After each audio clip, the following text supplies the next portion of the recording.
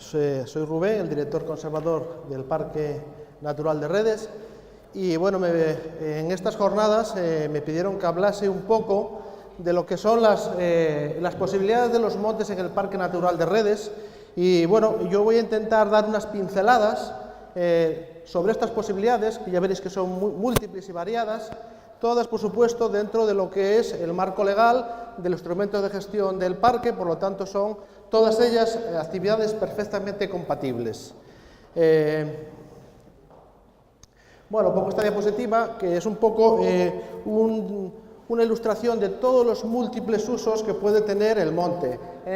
Vemos que el monte es potencial productor de madera, de carbón, de áridos, de carne, de productos lácteos, de derivados como puede ser la miel, las setas, plantas aromáticas, bueno, infinidad de posibles usos. A todos estos habría que añadir los nuevos usos, que son los ligados con el uso público, porque esta diapositiva me da la impresión de que ya es un poco antigua, esta foto. Todos los que son relacionados con el turismo, con el ecoturismo, con la observación y avistamiento de flora y fauna, etcétera, etcétera, que tan de moda y tan en auge está yendo en los últimos años. Sobre todas estas posibilidades potenciales, tenemos que superponer todos los filtros que hoy en día tenemos, que básicamente son pues, todo el marco legal actual, desde la Ley de Montes estatal y asturiana, la normativa en espacios naturales, el instrumento de gestión del parque, toda la normativa de protección de las especies protegidas, la legislación en materia de impacto ambiental, y después toda la normativa sectorial, como la normativa de turismo, que regula el tema de las actividades de aventura, etcétera, etcétera, etcétera. Después, por otro lado, tenemos la idiosincrasia de los montes, es decir, estamos en un territorio muy particular. Estamos en un territorio, como bien decía Jesús, en el que casi todo es monte y la mitad de casi todo es monte arbolado. Pero es un monte con una particularidad legal muy importante. Casi todo el monte es monte de utilidad pública. Tenemos casi un 70 y pico % de la propiedad monte de utilidad pública y muy poco monte particular. ¿Qué quiere decir esto? Que la gestión es una gestión, pues obviamente muy diferente. Por otro lado, tenemos unas condiciones orográficas difíciles. Más del 55% de la superficie del Alto Nalón supera el 50% de pendiente. Por otro lado, tenemos... ¿Se fue la voz? ¿Sí? Por otro lado, tenemos unas características intrínsecas del territorio muy destacables, como son tener un paisaje de un gran valor, un territorio que es el hábitat de muchas especies protegidas, tanto de flora como de fauna, y a todo esto hay que añadirle, que es muy importante, el reconocimiento social que tiene este territorio. Esto es parque natural, lleva ya 20 años siendo parque natural, con todo lo que ello supone y con todo, digamos, el reconocimiento que implica. Por otro lado es Red Natura 2000, y por otro lado tiene el gran reconocimiento internacional que le otorga ser reserva de la biosfera. Todo esto nos va a condicionar las múltiples posibilidades que podemos tener en los montes del Alto Nalón. A ver. Aquí pongo un poco un resumen de los usos, diferencio los clásicos de los nuevos. Por supuesto, la madera, un uso clásico de siempre, en su versión de leñas o madera en rollo, los pastos, el agua, la caza. Pero bueno, ahora entran otros nuevos usos que están ahí, que vienen pisando fuerte, como son la biomasa, otras producciones del monte, como son los frutos, la castaña, las setas, otros frutos, el uso público, que desde luego tiene mucho peso específico en un parque natural, e incluso voy a atreverme a hablar un poco de las externalidades del monte. Entonces voy a hacer un repaso, voy a hacer un repasito por cada una de estas posibilidades haciendo unos comentarios. En el caso de la madera, un uso clásico, como bien decía Jesús Carrascal, tenemos dos tipos de masas forestales, dos bloques, los hayedos y robledales y las masas de castaño. La gestión y el enfoque es totalmente diferente en unos y en otros. En la variante madera. En la variante madera, en los hayedos y robledales, la gestión que procede y que se está llevando a cabo es una gestión prosilva. Esto es un concepto de una gestión próxima a la naturaleza, empleando técnicas imitando la naturaleza, siempre con un objetivo principal de protección de los ecosistemas y de los hábitats de las especies. Una gestión que nos lleva a masas estructuradas mediante cortas selectivas de selección, claras de selección y extracción de diámetros objetivos, renunciando a cortas a hecho, cortas a matarrasa, y alargamiento del turno del árbol y alargamiento de los procesos de regeneración. Respeto a los árboles viejos, extramaduros, con nidos situados en enclaves especiales, aunque tengan un alto porcentaje de madera muerta y fomentan la presencia de madera muerta en pie o tumbada, tanto de forma dispersa como en pequeños golpes. Y adaptación de la silvicultura a las diferentes de las actuaciones que hagamos a las épocas críticas de reproducción y cría de aquellas especies que tengamos con algún régimen específico de protección. Esto es un poco el enfoque más proteccionista, más prosilva de nuestras masas de roble y de haya. Por otro lado, tenemos una opción muy diferente, que es la del castaño, en la variante de madera. Después hablaré del castaño en la variante de fruto, pero en la orientación de madera ya, bueno, Jesús Carrascal nos ilustró bastante bien las técnicas silvícolas y toda la silvicultura que se está aplicando en las masas, desde mi punto de vista, estas masas, en el caso de que costemos a madera, hay que ir a una gestión de madera de calidad, madera de calidad. Hay que huir del modelo de madera delgada, sin silvicultura, que solo lleva masas enfermas y de mínimo valor añadido. Masas de este tipo con bastante espaciamiento entre pies, diámetros y fustes rectos, maderables, con alto valor específico porque tienen destinos de madera de primera calidad o madera de chapa o desenrollo, que tiene un valor en el mercado infinitamente superior al que pueda tener la madera de postes o de madera de sierra de tercera calidad. Masas ordenadas siempre con proyecto de ordenación, como ya hemos visto, para producir madera de calidad. Fraccionar, uno de los problemas que tienen estas, desde el punto de vista del impacto paisajístico y de la gestión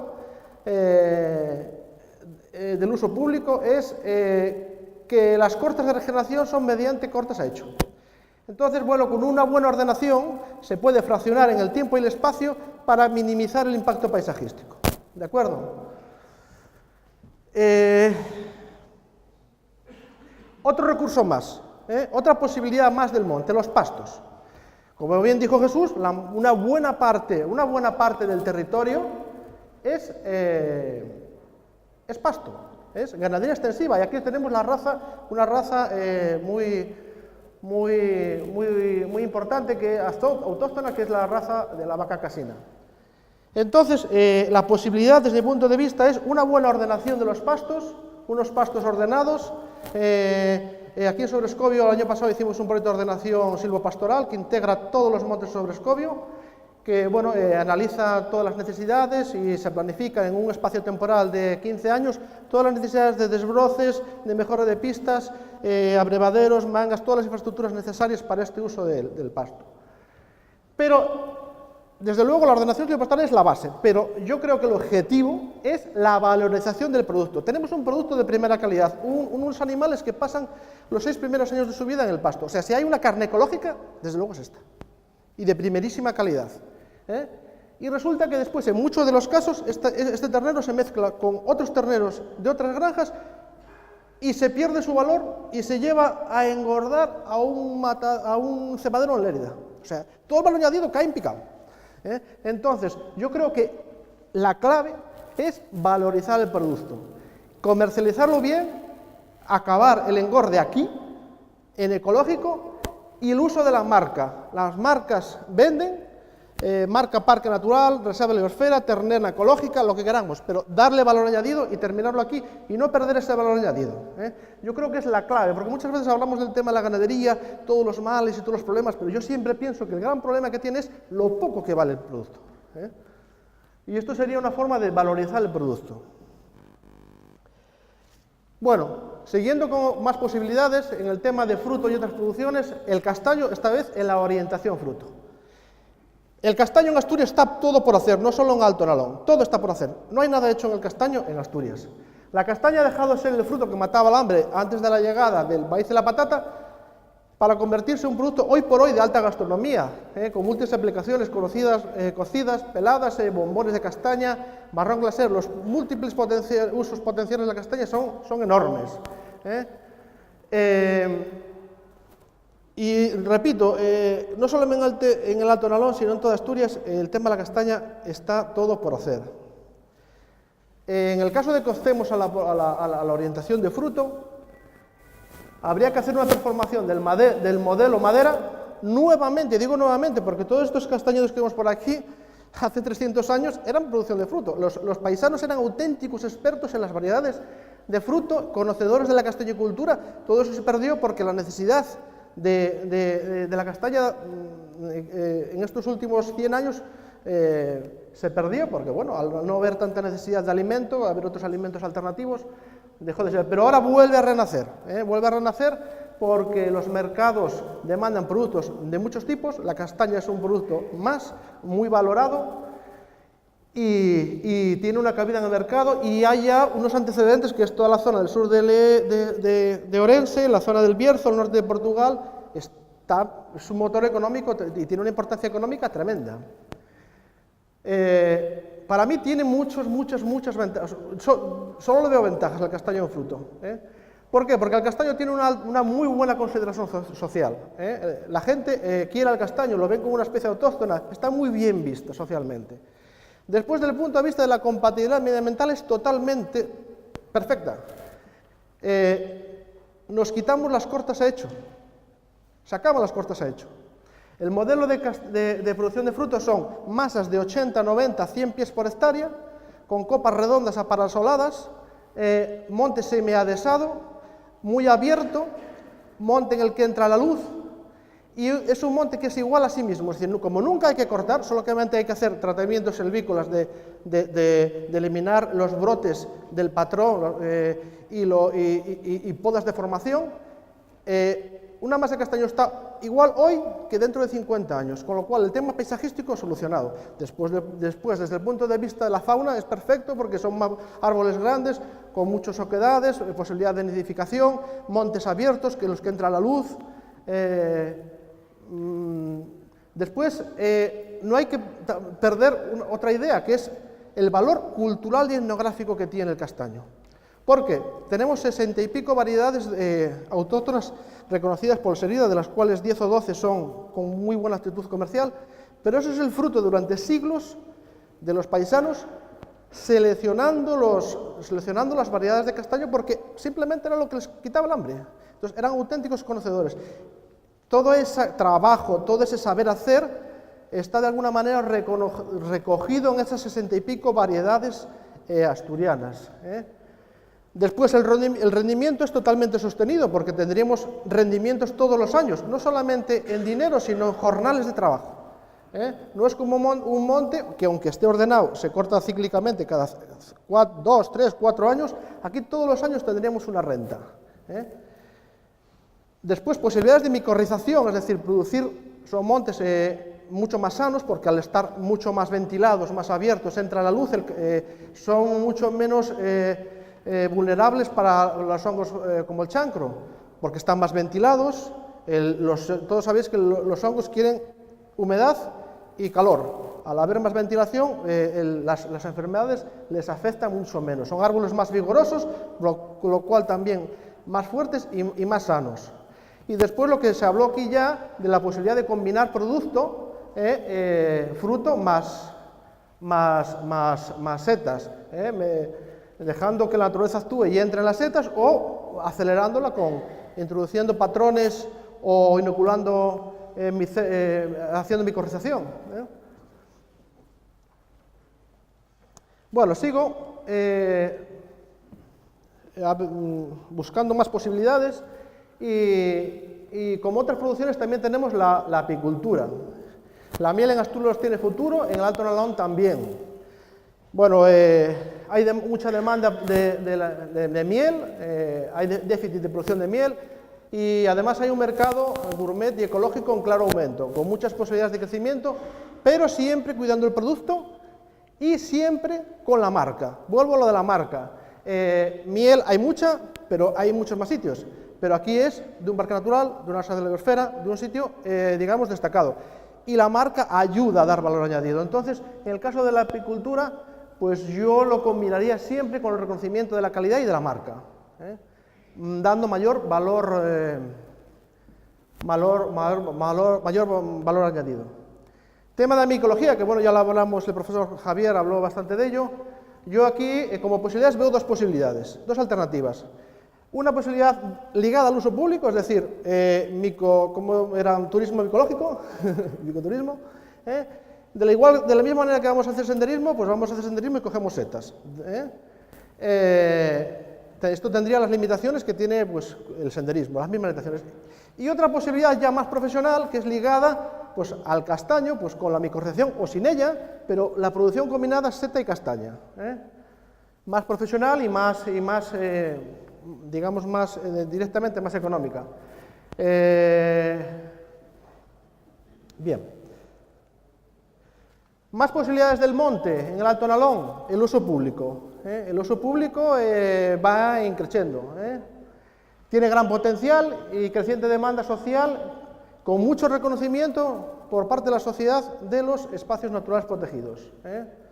Ahora mismo en el Parque Natural de Redes tenemos unas infraestructuras destinadas al uso público bastante notable, tenemos museos, tenemos áreas recreativas, miradores, muchas rutas de senderistas homologados, tenemos un centro de recepción de visitantes que se atiende al público, se da información, la Casa del Agua también, aquí en Sobrescobio. El senderismo. Es una de las principales actividades de uso público en el parque, en el Alto Nalón. Tenemos 25 rutas homologadas, reconocidas por la FEMPA, homologadas, señalizadas, más de 250 kilómetros de rutas homologadas, 3 de ellas son senderos locales, 22 son rutas de pequeño recorrido, una ruta de gran recorrido y una senda accesibles aquí en Campiellos, a minusválidos. Rutas destacadas y muy reconocidas, la Ruta del Alba, que es reconocida en toda Asturias, monumento natural, la Ruta del Tabanero del Mongallo, Ruta de los Arrudos, las rutas que hay en el entorno de Brañagallones, en fin, son rutas que todas ellas son con cierto prestigio, cierto reconocimiento por parte de la sociedad. Insisto, múltiples posibilidades en torno a esta red de rutas homologadas y otros caminos de acceso peatonal permitido. Porque muchas veces estas redes de rutas actúan de forma transversal, porque son el esqueleto sobre el que hacer otras actividades, por ejemplo, rutas de caballo, rutas de bicicleta, temas de micología, etcétera, etcétera, etcétera. Otro apartado más del uso público que también está, creciendo de forma exponencial, es el tema del turismo de observación de flora y fauna. En los últimos años, el turismo de observación de la naturaleza ha ido creciendo de forma exponencial. Hay mucho turista extranjero con bastante poder adquisitivo dispuesto a venir a ver pájaros, a venir oso pardo cantábrico, etcétera, etcétera, etcétera. Esto ofrece posibilidades de empleo, de dinamización, de motor económico, porque demanda guías, demanda empresas especializadas que les den servicio a esta gente que viene.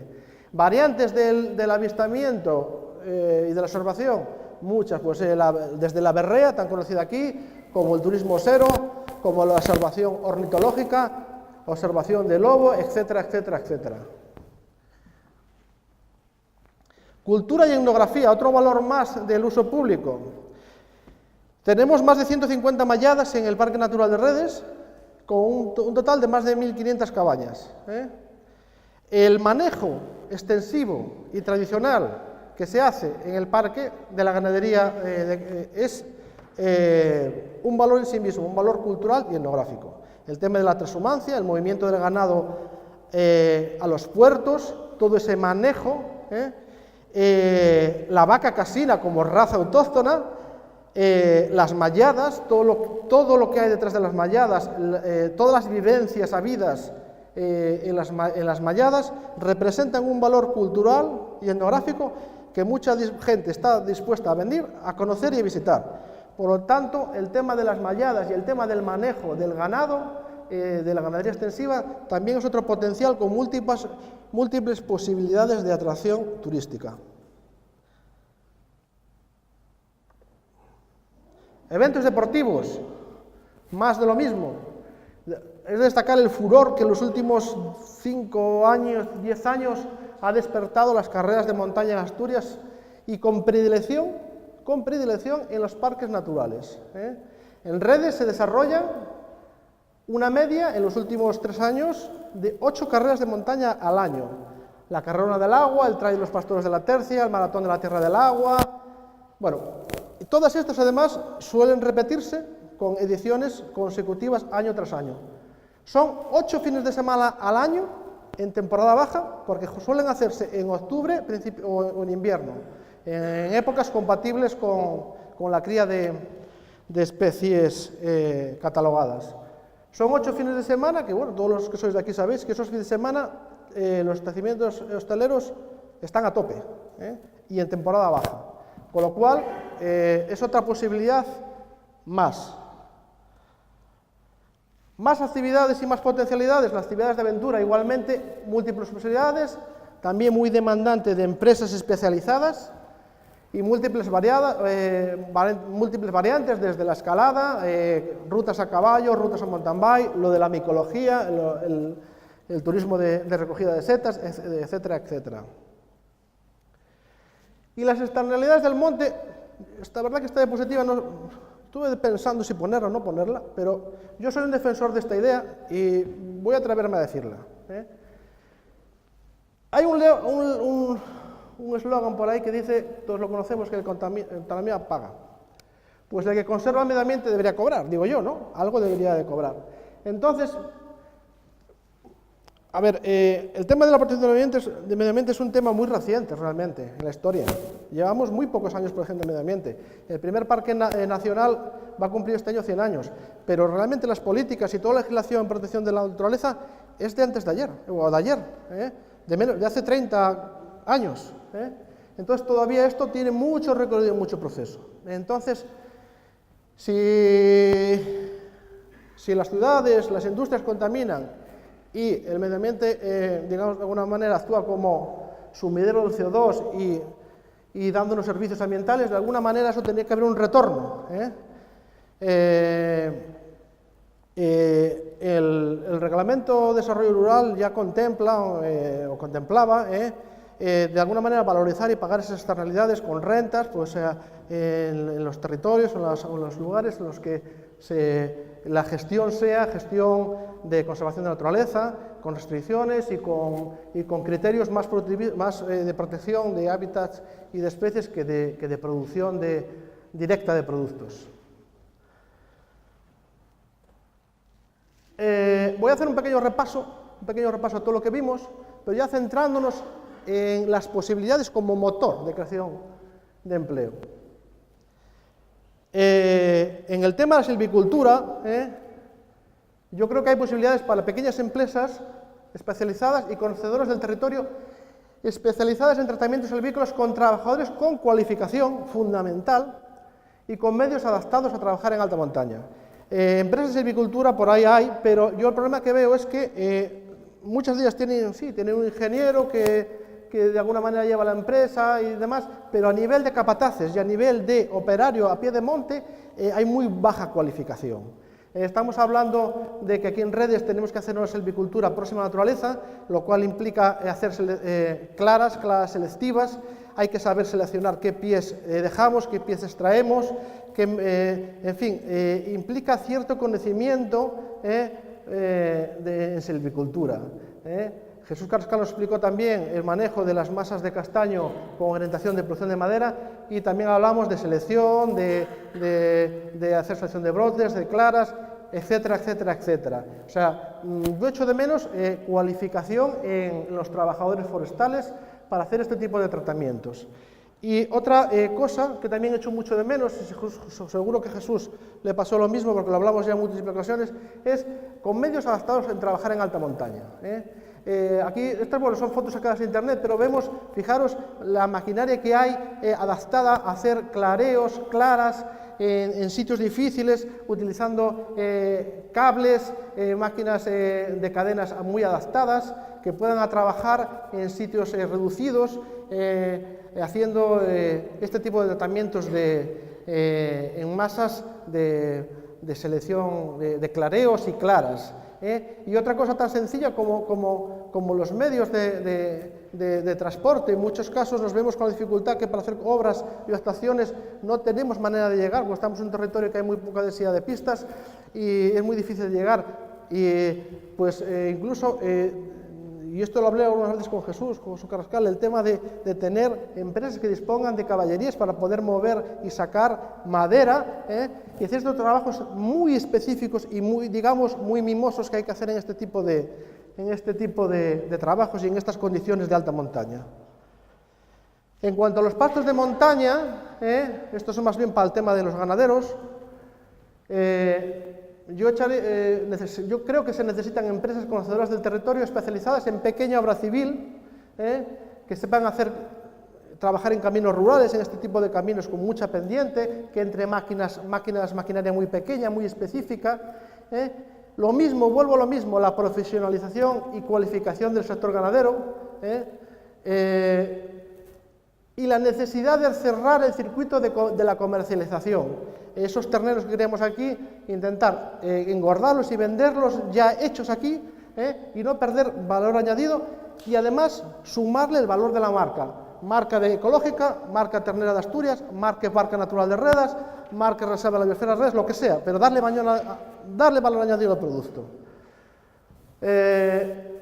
Como ejemplo, vemos estas fotos, que es una curiosidad, la voy a comentar, en el tema de la profesionalización y la cualificación, y el uso de las nuevas tecnologías en una cosa que es la ganadería extensiva, que parece que es tan clásica y tal, pero ya hay herramientas que nos ayudan a manejar el ganado.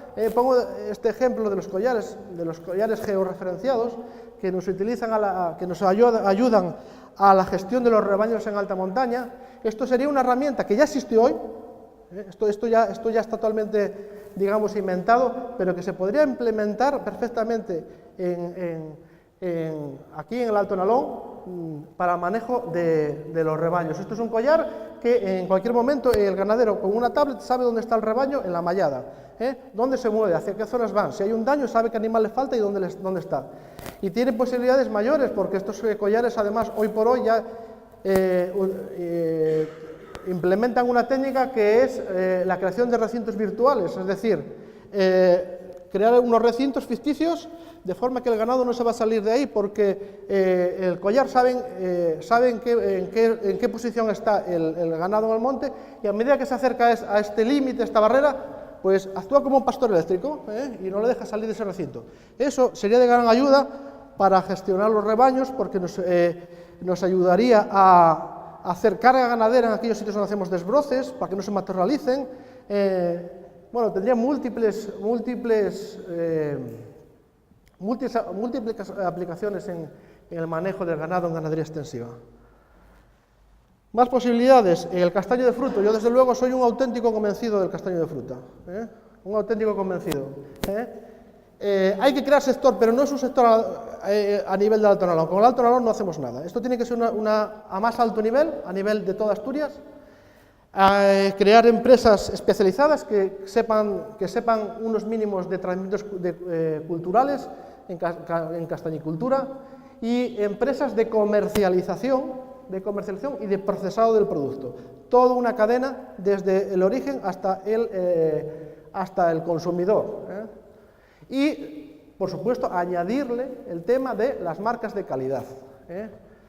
Yo el único pego que le veo al tema del castaño, y yo soy soy un convencido del castaño en tema de fruto. El único miedo que me da es este. Ver cosas como esta. A ver, ¿no va?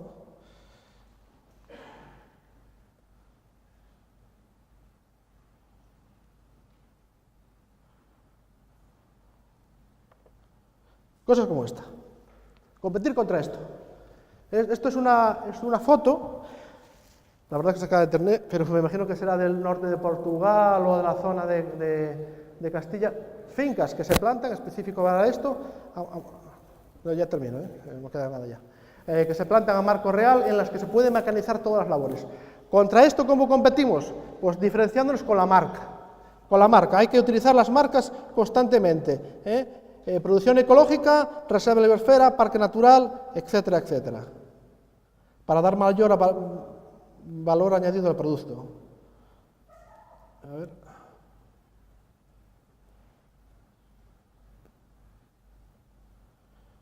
Bueno, en cuanto a otras producciones, las posibilidades también en apicultura lo más de lo mismo, marca de la calidad y darle al producto calidad y valor añadido con la marca. En micología, las dos opciones, la opción ligada al uso público, habría que estudiar bien el recurso y promocionarlo, y sería un atractivo más para el visitante. Y en la variante producción, trabajar en la micorrización, si se quiere acelerar el proceso, y la producción combinada de, por ejemplo, setas y castañas.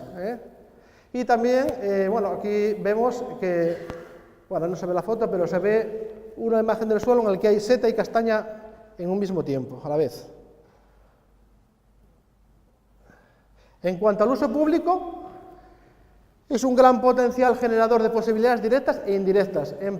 Nuevas empresas ligadas al turismo, empresas de avistamiento de faunas, especialistas, empresas de rutas a caballo, etc.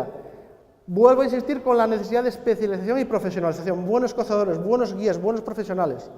Creación y mejora y mantenimiento de infraestructuras ligadas al uso público, que eso ya estamos nosotros, todos los años mantenemos la red de sendas, estamos haciendo un esfuerzo por parte de la Dirección General de Biodiversidad en señalización, en cartelería, en panelería, en áreas recreativas, en mantener bien los miradores, en hacer nuevos miradores, etcétera. Que haya una infraestructura que el visitante pueda utilizar. Y bueno, esto es un poco así un repaso, unas pinceladas de todas las posibilidades que en principio, vamos, están más encima de la mesa. Nada más que decir.